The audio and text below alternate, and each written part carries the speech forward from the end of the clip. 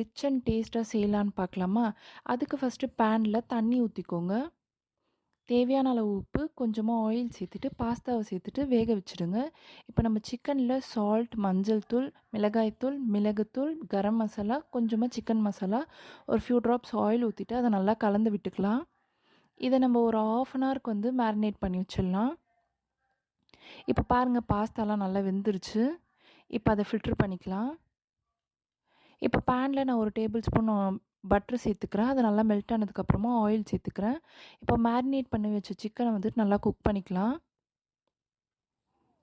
இப்போ குக் ஆயிடுச்சு. அத நம்ம தனியா எடுத்து வச்சுக்கலாம். இப்ப அதே பேன்ல நான் 2 டேபிள் ஸ்பூன் பட்டர் சேர்த்துக்கிறேன்.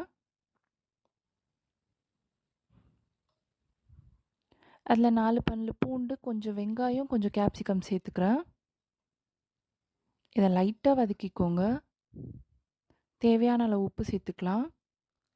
இப்போ உங்களுக்கு கிரீம் எவ்வளோ தேவைப்படுதோ அவ்வளோ சேர்த்துக்கோங்க. இப்ப நம்ம குக் பண்ண சிக்கன் அதையும் சேர்த்துட்டு, இப்ப நம்ப அந்த பாஸ்தாவ சேர்த்துக்கலாம். இப்ப எல்லாத்துலயும் நல்லா கலந்து விட்டுக்கலாம். ஃபைனலா நம்ம சீஸ் வந்து துருவி சேர்த்துக்கலாம்.